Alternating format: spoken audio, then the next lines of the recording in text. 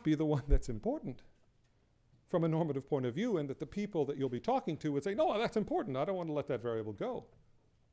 Okay. So, caveats. Let me get into my caveats very quickly, and then I'll stop. Caveats. Identification, we don't allow trade-offs across dimensions. So we can't say that a certain amount of one up higher is then going to compensate for less of another. And that's the whole idea of this multidimensional approach, that each dimension is important. It's fundamentally multidimensional. The problems there is you have a series of questions you must answer. What are the deprivation cutoffs? What are the weights? What is the poverty cutoff? But that's actually pretty conceptually understandable.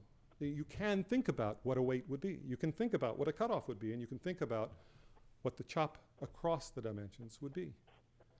It becomes transparent and easy for others to replicate. On aggregation side, there's a kind of neutrality of each of the measures where it ignores the coupling of disadvantages once you're in the group of the poor. There are easy ways of solving that, and we have a second paper which does solve that. But at this point, we wanted to begin with a neutral case because it's a very good base case to start from, and then you include the inequalities or the greater intensities and how that would impact overall poverty. We don't include substitutes and complements, therefore, in our discussion. We're not talking about the kinds of effects that Bourguignon and Chakravarty focus on. We also have a whole slew of discontinuities in this measure. It's head count, the M0 measure anyway, is head count multiplied. So each one of those discontinuities you can have problems with as you go a little over and a little below.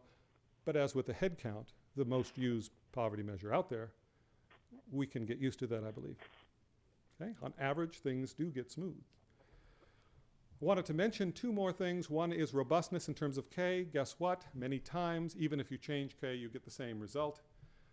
This graph is indicating that for the case of Sub-Saharan Africa, number of countries.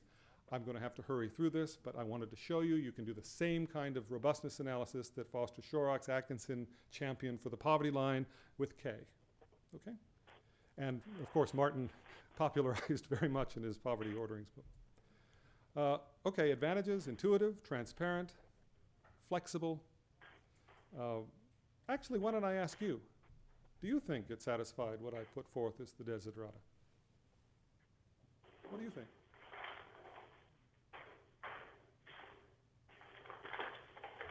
That's it, thank you.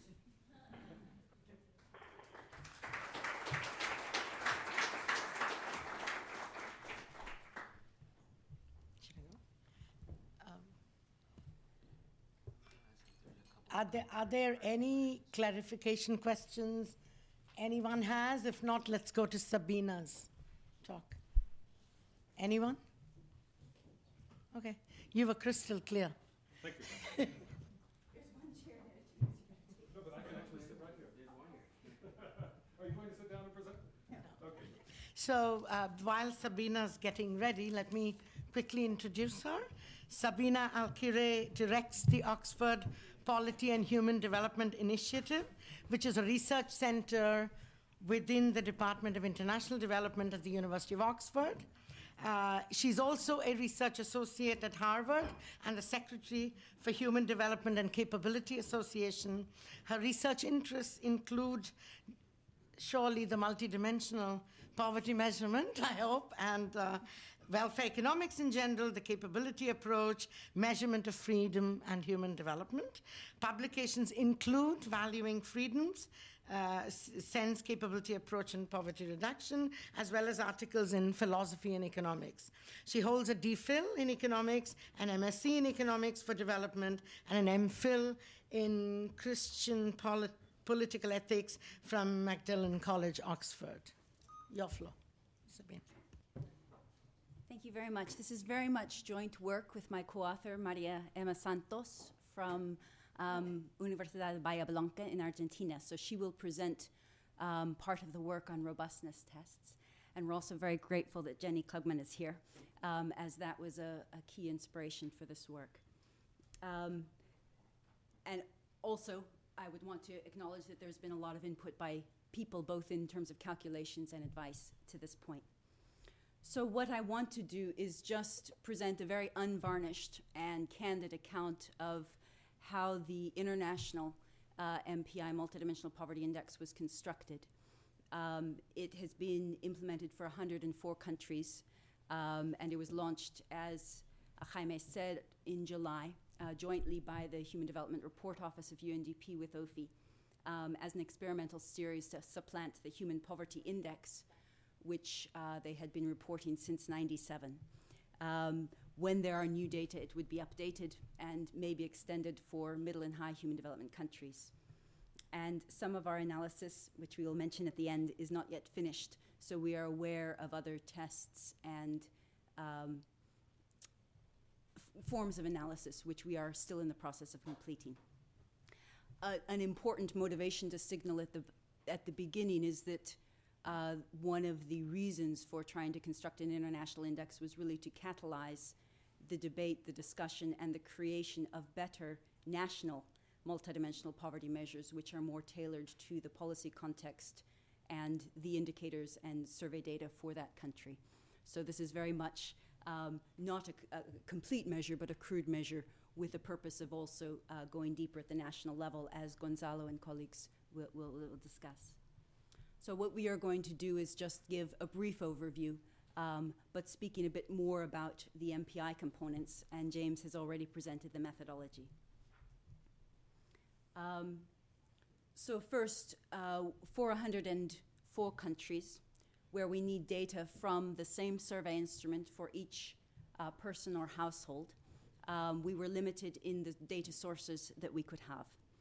In the end, we've used the DHS surveys from ORC Macro, USAID, the multiple indicator cluster surveys from UNICEF, and the World Health Survey, where the other two were not available from the WHO.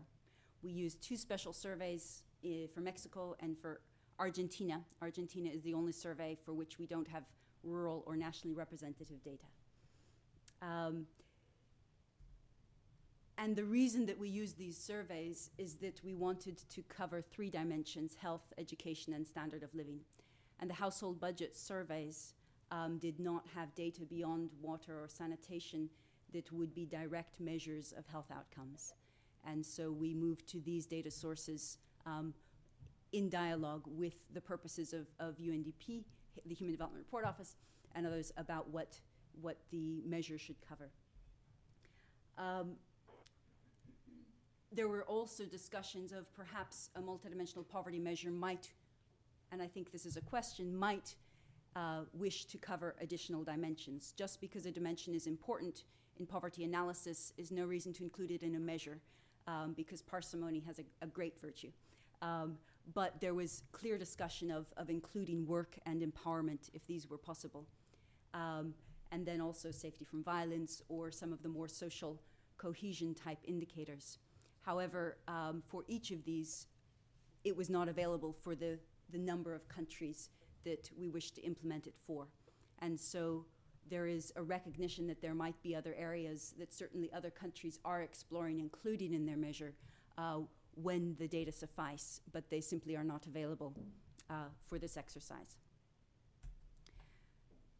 So the 3 dimensions are the same dimensions as the Human Development Index, as the Human Poverty Index, chosen along the lines with the defenses given for those indices, the intrinsic value of health and education as a capability, and also its instrumental value in advancing a number of other economic and social measures one might be interested in.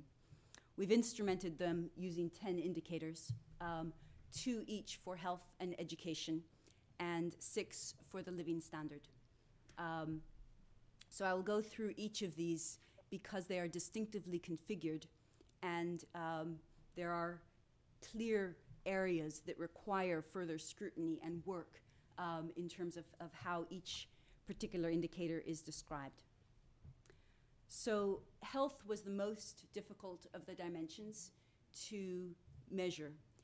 What we have done is to identify people as deprived in each indicator, depending on the situation of the household in which they live. People share a lot in families, and one deprivation often affects numerous people from the family. And there's also the fact that the survey data that we have often do not have individual level data for all the roster. So we have identified a person as deprived in child mortality if any child has died in their family. We do not use an age of death because not all surveys had it, and we do not know when that death occurred.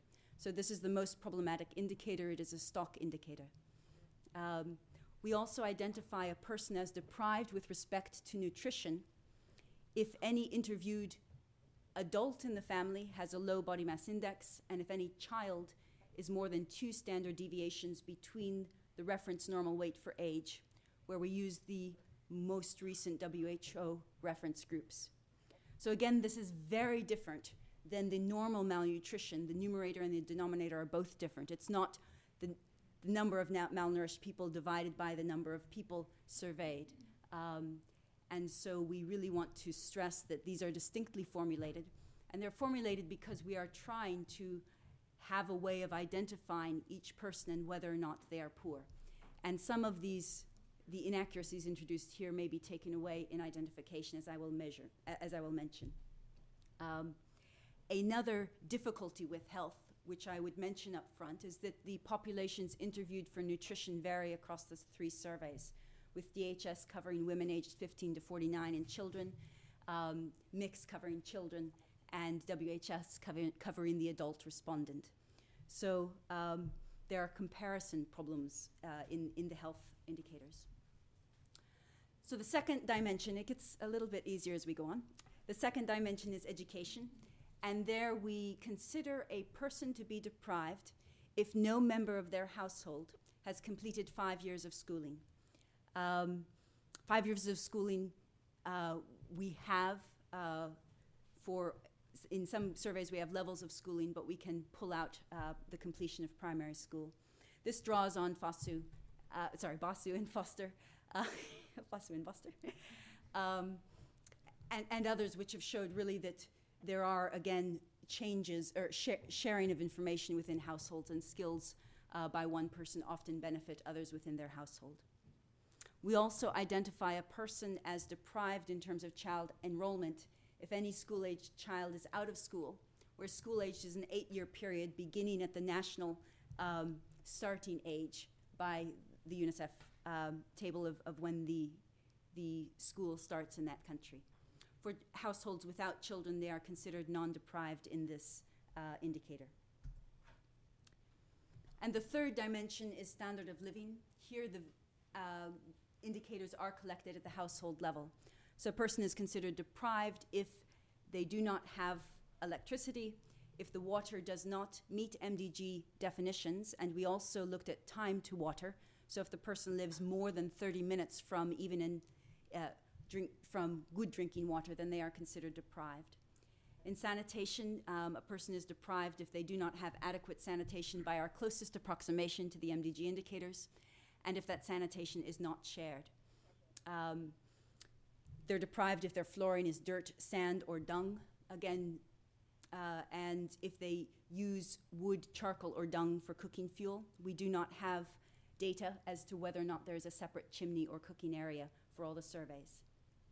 And finally, they are considered deprived with respect to assets if they do not own a car, truck, or motorized vehicle, and if they own not more than one of the following list: radio, television, telephone, bicycle, motorbike, or refrigerator. So this information generates the matrix, the binary matrix of 0-1 variables for each person, which of the 10 indicators they are deprived in. And on the basis of these indicators and the cutoffs I've just mentioned, we can construct that. Yeah?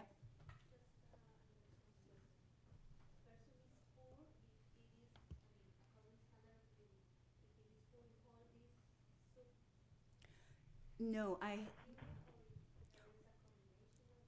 very good question. I'll come on to that in a moment when we talk about identification. We've just now been generating the matrix and not yet identifying who is multidimensionally poor.